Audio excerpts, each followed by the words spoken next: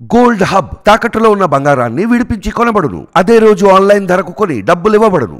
నమస్తే, welcome to మనం TV. ప్రస్తుతం ఏపీ రాజకీయాల గురించి మనతో మాట్లాడడానికి సీనియర్ అనలిస్ట్ కటా కార్తిక్ గారు మనతో ఉన్నారు. నమస్కారం సార్. నమస్కారం సార్. అయితే పోలింగ్ ఆల్రెడీ ముగిసింది, పెద్ద మొత్తంలో పోలింగ్ కూడా జరిగింది. అయితే పోలింగ్ అవుతున్న క్రమంలో చాలా వరకు అల్లర్లు, గొడవలు జరిగినాయి సార్. నర్సరావుపేటలో కూడా కాల్పులు కూడా జరిగినాయి. కొన్ని చోట్ల అయితే ఎమ్మెల్యే క్యాండిడేట్స్నే అంటే అక్కడ ఉన్న కార్యకర్తలు, లోకల్ లీడర్ని బెదిరించడం, కొట్టడం కూడా జరిగింది. అంటే ఇంకొన్ని విషయాలు అయితే కొంతమంది అరెస్ట్ చేయడం కూడా జరిగింది. ఇవన్నీ ఎలా చూడవచ్చు సార్ ఈ ఎలక్షన్లో? తాడిపత్రిలో గొడవ, కడపలో గొడవ, పల్నాడులో గొడవ, తెనాల్లో ఒక సామాన్యుడిపై ఎమ్మెల్యే చెంపదెబ్బ కొట్టడం, తర్వాత ఈ నర్సరావుపేటలో ఏకంగా రబ్బర్ బుల్లెట్ ప్రయోగించే స్థాయికి వివాదం, అదిగాక అడప చెదురు ముద్రగట్టడం అనేక సంఘటనలు. ఎందుకంటే హిందూపురంలో జరిగింది, కడపలో జరిగింది, చాలా చోట్ల ఉమ్మడి చిత్తూరు కూడా జరిగింది. తర్వాత ఏదైతే ప్రతిపక్షాల ఏజెంట్ ఉన్నారో, అంటే ఉమ్మడి చిత్తూరు జిల్లాలో కానీ ఉమ్మడి కడప జిల్లాలో కానీ జనసేన టీడీపీ ఏజెంట్ని కిడ్నాప్ చేసే ప్రయత్నం, ఇవన్నీ వరుసగా జరిగాయి. దాని మీద ఎలక్షన్ కమిషన్ కూడా సీరియస్ అయింది. కొంతమంది ఎస్పీని నోటీసులు ఇచ్చింది, ఒక ఎస్ఐని సస్పెండ్ చేసింది. సో ఇలా జరిగినాయి. అయితే రబ్బర్ బుల్లెట్ వరకు నర్సరావుపేటలో వెళ్ళటానికి రకాల కారణాలు ఏంటి అని చూసినప్పుడు అక్కడ రెండు కారణాలు నేను అనుకుంటున్నాను. ఈ మొత్తం సంఘటనకు కూడా ఆ రెండు కారణం నేను అనుకుంటున్నాను. ఒకటి ఏంది అంటే పోలింగ్ పర్సెంటేజ్ విపరీతంగా పెరిగింది. ప్రతి తెలుగోడు నేను ఓటేయాలి, నాకు మంచి ప్రభుత్వం కావాలి, భవిష్యత్తు తరాలకి ప్రయోజనం కలిగించే ఒక ప్రభుత్వం రావాలి, విదేశాల నుంచి ఓటక్కున్న వాళ్ళు ఫ్లైట్ టికెట్లు బుక్ చేసుకుని వచ్చారు. తర్వాత ఇక్కడ బస్సులు లేకపోతే హైదరాబాదులో ఉండి నివాసం ఉపాధి కోసం హైదరాబాద్ వచ్చిన వాళ్ళు బస్సులు దొరక్కపోతే, ప్రైవేటు వెహికల్స్ కూడా దొరకకపోతే టూ వీలర్లు వేసుకుని పోయారు.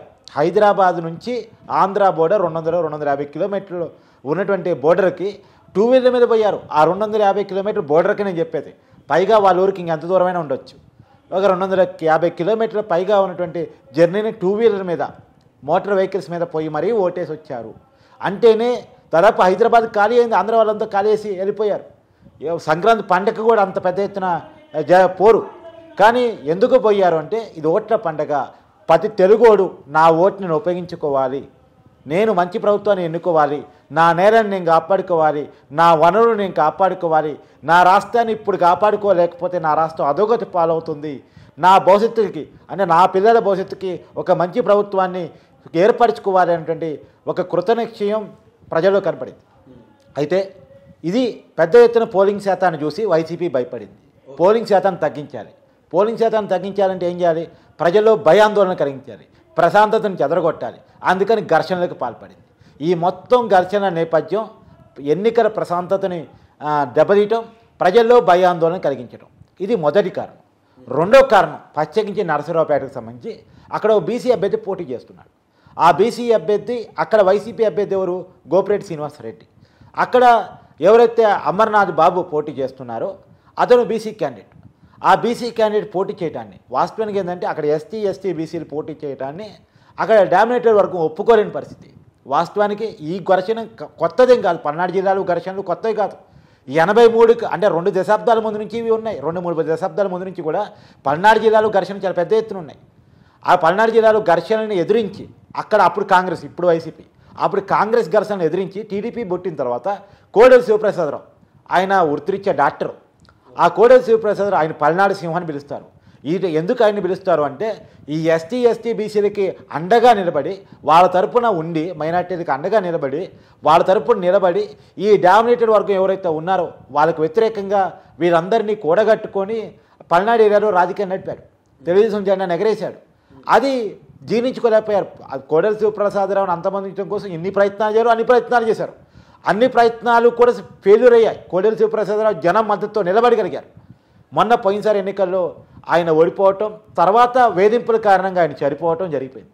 ఇప్పుడు కోడెల శివప్రసాదరావు లేడు పల్నాడు ఏరియాలో. ఇప్పుడు ఒక బీసీ క్యాండిడేట్ నర్సరావుపేట నుంచి పోటీ చేస్తున్నాడు.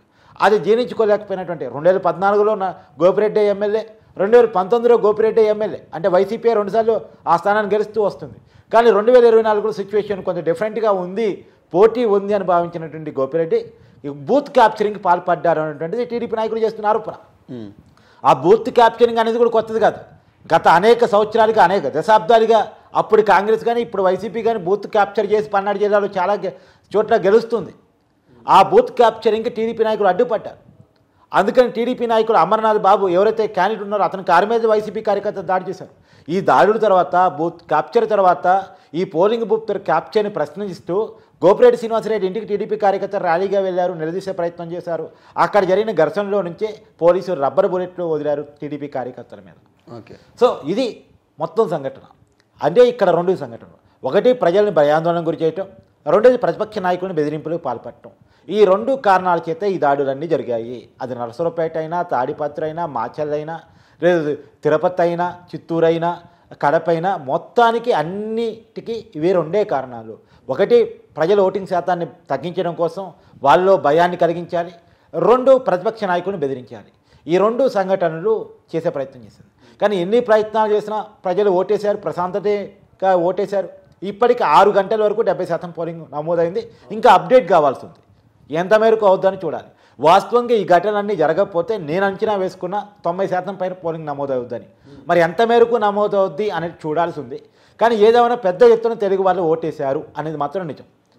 కానీ ఎవరికి ఓటేసి ఉంటారు, ఎవరు గెలిచే అవకాశం ఉంది, నిజానికి ఎలక్షన్ కమిషన్ నిబంధనల మేరకు అది చెప్పకూడదు కాబట్టి నేను చెప్పను. తెలుగు ప్రజలే తెలుసు తమకు ఎవరు ఓటేశారు, ఎవరు కోటేశారు, ఎవరు గెలవబోతున్నారో ప్రజలందరికీ అర్థమైపోయింది. అదే అర్థమయ్యే ఈ గొడవంతా కూడా. ఎందుకంటే సజ్జల రామకృష్ణారెడ్డి గారు ఎవరైతే వైసీపీ పార్టీ ప్రధాన కార్యదర్శి ఉన్నారో ఆయన సీఎం సలహాదారుగా కూడా ఉన్నారు. ఆయన చెప్పిన మాటల్లో చెప్పాలంటే 2019లో ఓటింగ్ పర్సెంటేజ్ కొంత పెరగటాన్ని ఆయన ఉదాహరిస్తూ ప్రభుత్వం మీద వ్యతిరేకత ఉంది, అందుకని పోలింగ్ పర్సెంటేజ్ పెరిగింది అని చెప్పారు. పోలింగ్ పర్సెంటేజ్ పెరిగిందంటే ప్రభుత్వం మీద వ్యతిరేకత ఉన్నట్టు అని సజ్జల రామకృష్ణారెడ్డి గారు చెప్పిన మాట నేను చెప్తున్నాను. నా మాట కాదు ఇది, అది 2019లో చెప్పారు. 2019 ఏంటంటే అప్పుడు ప్రభుత్వం టీడీపీ ప్రభుత్వం, అప్పుడు ప్రతిపక్ష పార్టీ వైసీపీ. ఇప్పుడు పోలింగ్ పర్సెంటేజ్ అంతకుమించి పెరిగింది. ఇప్పుడు ప్రభుత్వం ఎవరు మరి? YCP party. ప్రతిపక్షం ఎవరు? TDP party. అనే ప్రజలు ఆయన మార్పును కోరుకుంటున్నారా అని ఒక సంకేతం కూడా, ఒక డౌట్ కూడా వస్తుంది కదా ఆయన మాటను బట్టి. సో ఇది క్లియర్గా సరే ఎవరు గెలుస్తున్నారు, ఎవరు ఓడుతున్నారు మనం చెప్పలేములే. కానీ ఒక ఇండికేషన్ ప్రజల నుంచి అయితే వచ్చింది. పెద్ద ఎత్తున ఓటింగ్లో పాల్గొన్నారు జనం అంతా కూడా. అవును. సరే అయితే ఓకే, అక్కడ వరకు గొడవలు జరిగినాయి, అక్కడంతా ఒక మరుగు సదమరుగయ్యే అవకాశం ఉంది. కానీ అంటే ఇందాక ఒక రోజా గారు ఒక స్టేట్మెంట్ చేశారు, అంటే నేను ఓడిపోతున్నానని డైరెక్ట్గా చెప్పలేదు, కానీ ఓడిపోయే అవకాశం ఉన్నట్టుగా మాట్లాడారు. అంటే నాకు అంటే వ్యతిరేకంగా ఉన్నది టీడీపీ వాళ్ళు కాదు వైసీపీ వాళ్ళే అంటూ కూడా వ్యాఖ్యలు చేయడం జరిగింది. అంటే ఎలక్షన్ కూడా ఇంకా అవుతుండగానే ఈ వ్యాఖ్యలు చేయడం జరిగింది. రోజా ఇవాళ మాట్లాడింది కాబట్టి న్యూస్ అయింది.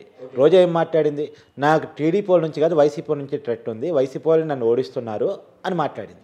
అంటే నా ఓటమికి వైసీపీ వాళ్ళు కారణం అనే విషయం చెప్తూనే తన ఓటమి ఒప్పేసుకుంది. అవును. అసలు రోజా ఏంటి, జగన్మోహన్ రెడ్డి గారు ఒప్పుకున్నారుగా ఎన్నికలు సజావుగా జరుగుతాయని నమ్మకం లేదు, అధికారులందరూ మార్చేస్తున్నారు, నా చేతిలో ఏమీ లేకుండా పోతుంది అనేటువంటి బాధని జగన్మోహన్ రెడ్డి గారు వ్యక్తం చేశారుగా. విజయసాయి రెడ్డి గారు ఒకరితో ఆఫ్ ది రికార్డ్ మాట్లాడినట్టు కూడా సమాచారం మనకి.